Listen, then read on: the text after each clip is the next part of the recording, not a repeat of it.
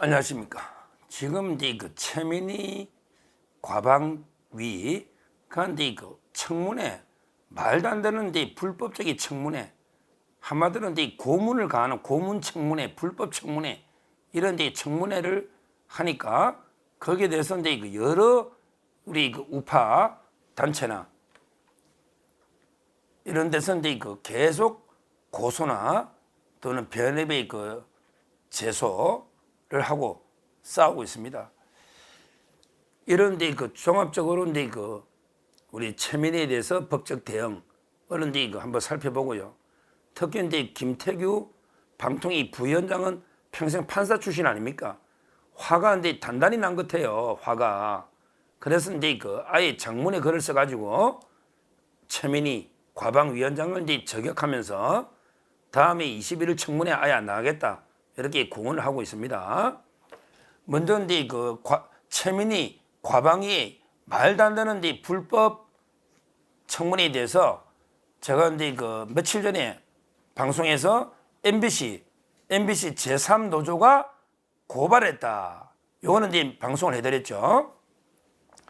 MBC 제3노조가 이제 그 오정환 위원장인데 여기에서 이제 그 최민희를 업무방해하고 이제 공무집행 방해로 실제 재판에 지금 오늘 재판입니다. 19일 날. 오늘은 이제 19일인데 월요일. 오늘은 이제 행정법원에서 박문진 이사 선임이 효력이 있냐 없냐 이런 데 집행정지 사건 오늘 심리하는 날인데 그런데 이 자료들이요 이미 다 유출이 돼가지고 저번 주에 과방위 청문회 자리에 자료들이 다 유출이 돼가지고 막 그거 들고 반박하고 질문하고 압박을 하니까 이 개판이 돼버린 거예요. 여기에서 이제 그 MBC 제3노조가 아니 이거야말로 그 여러 군데 방통위가 박문진 이사를 선임하잖아요. 거기에 그 공무집행 방해도 되고 그다음에 또 이제 박문진의 업무 방해도 된다 이렇게 고발한 거고요. 실제 그 재판 업무를 방해하기 위해서 이런 불법을 저지르고 있는 거죠. 그런데 문제는 이것만 있는 게 아니고요. 또 이제 그 방통위의 변호인도 나섰습니다. 방송통신위원회가 이제 그 피고잖아 오늘 재판에. 그다음에 박문진 이사에 지원했다가 떨어진 사람들이 그 원고 신청인이고 그 좌파들 중에 지원자들이 있을 거 아니에요. 박문진 이사를 그 자들이 원고 신청인이고 그다음에 방송통신위원회가 피고거든요. 피고 여기 그 방통위 대리하는 변호사들이 있을 거 아닙니까? 이분들이 아예 변협에다가 진정서를 내버렸어요. 변협에다가 방통위 측의 변호인단이 변협에다가 아예 그냥 진정서를 냈어요. 왜 그러냐면 이런 변론 서류들이 어떻게 이게 누설이 돼가지고 최민희 과방위까지 가가지고 이걸 가지고 청문회 할 수 있냐? 이거 원래 이제 제가 현근택 전에 변호사도 소송 자료 이재명한테 유출해가 지금 재판 중에 있다 이랬잖아요. 그러니까 MBC 제3노조가 이걸 고발했는데 이걸 가지고 이제 방통위 변호인단에서는 아예 그냥 변호사 협회에다가 진정을 해가지고 만에 하나 이게 원고 신청인들의 변호사가 이걸 몰래 답변서나 받아가지고 이제 과방위에 건네줬다면 이 자체가 이게 불법 아닙니까? 변론권. 따라서 이제 조사를 해달라, 징계를 해달라 이런 식으로 변호사 협회에다가 아예 진정서를 내버렸습니다. 방통위 변호인단이 이게 어제 있었던 일이고요. 그리고 이제 가장 화가 났던 게 김태규 부위원장입니다.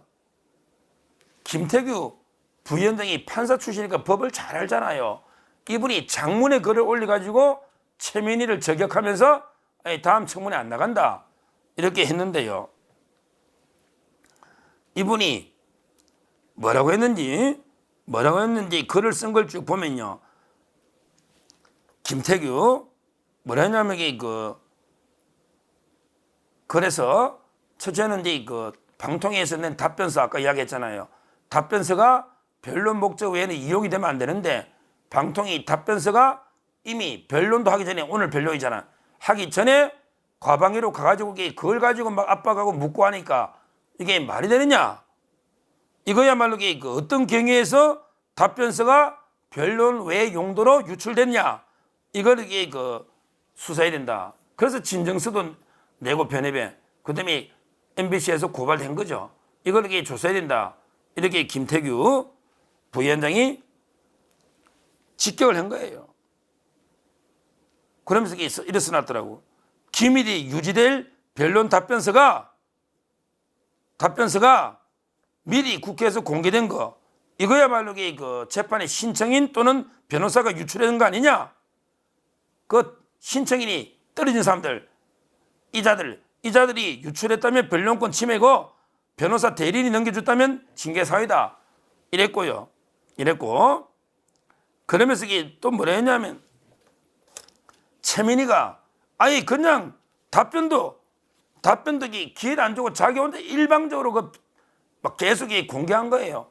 일방적으로 공격하면서 전혀 답변할 기회도 안 주거나 뭐 이게 OX 단답형 답변 이거에도 결국은 이게 사법부의 영향을 판사한테 재판에 영향을 주는 이런 행위가 아니냐 이렇게 직격했습니다. 그리고 더 황당한 거는 이제 과방위에서 김태규 부위원장을 고발한 거예요. 김태규 부위원장이 정언을 거부했다고 고발을 해버린 거예요. 그런데 김태규 부위원장이 판사 출신이잖아. 얼마나 억울하겠어요. 왜냐하면 이게 방통위가 이제 지금 1인 체제잖아. 마비가 돼 있잖아요. 이진수가 이제 탄핵 심리 중이니까 마비가 돼 있잖아. 1인 체제니까 의결이 없으면 대답을 못하는, 따라서 국회 가도 답을 못하는 거예요. 왜? 답하는 것도 의결이 있어야 답을 할 수 있는, 거기에 답도 의결이 있어야 되는 이런 경우가 많습니다. 방통위 적법하게 의결 나야지 공개해가지고 답할 수 있는, 아니면 공개를 못하는 비공개다 이 말이지. 이런 내용이 많단 말이에요. 이걸 답변 안 했더니 그 이유도 안 보고 무조건 자기를 고소해버린 거야. 과방위가 김태규 부위원장 고발한 거예요. 정언 안 했다고. 근데 정언을 법에 의해서 못하게 돼 있거든. 의결 없으면. 이걸도 사정도 안 보고 고발했다고 붕괴하고 있습니다. 그러면서 이게 가장 핵심이에요. 김태규 부위원장이 진짜 화가 많이 났는가 봐. 그러면서 이게 국회가 직권남용이 아니냐. 예를 들어 이제 최민희 과방위 국회가 직권남용을 하고 있고 국회가 자기를 허위로 무고로 고발했다. 이렇게 보고 있는 거예요. 그래서 자기는요, 국회의 고발이 무고다. 그 다음에 국회가 직권남용하고 있다. 이것도 면책특권이냐. 국회가 지 맘대로 무고하고 지 맘대로 직권남용하는 이게 면책특권이냐. 이걸 법리적 판단을 반드시 받아보고 싶다. 이 말은 내가 대법원까지 끝까지 법적 대항을 하겠다.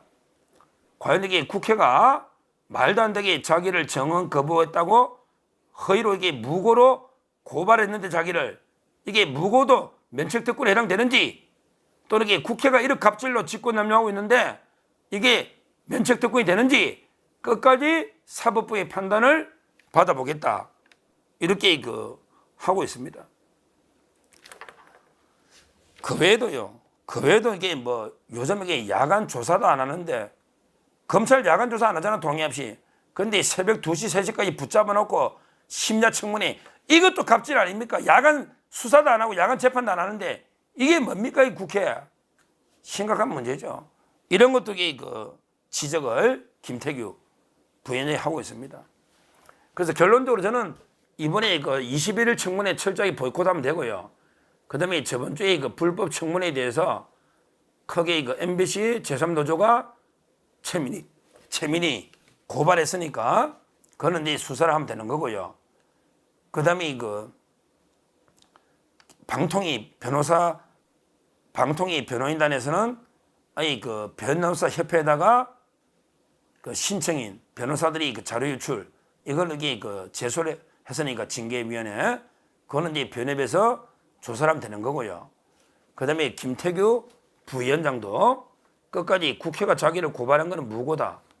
그 다음에 국회에서 이런 식으로 직권남용을 하고 있다. 이거는 끝까지 재판을 한번 가보겠다 이랬기 때문에 끝까지 저는 뭐 최면이나 과방위를 상대로 우리가 할 수 있는 모든 재판과 고발, 징계 이 세 가지 수단을 끝까지 해야 된다. 이번 기회에 확실하게 과방위의 불법적인 이런 그 불법 청문회 또는 완전히 심야까지 해서 완전히 관계자들을 고문하는 공무원들을 이런 그 만행을 저지르는 이 청문회 이게 적법한지 안 한지 이것도 면책특권인지 분명히 한번 판단을 받아봐야 되고요. 앞으로 그 어떤 청문회든 일체 출석 안 해서 보이콧해서 제대로 국회의 잘못된 관행과는 싸워야 된다. 싸워야 된다. 이렇게 말씀드리고 앞으로 김태규 부위원장 상당히 요즘 인기가 치솟고 있습니다. 지금 이진숙 위원장이 탄핵 중이니까 혼자 고군분투하고 있는데 앞으로 그 판사 출신으로서 끝까지 불법에 맞서서 싸워달라. 이렇게 말씀을 드립니다. 감사합니다.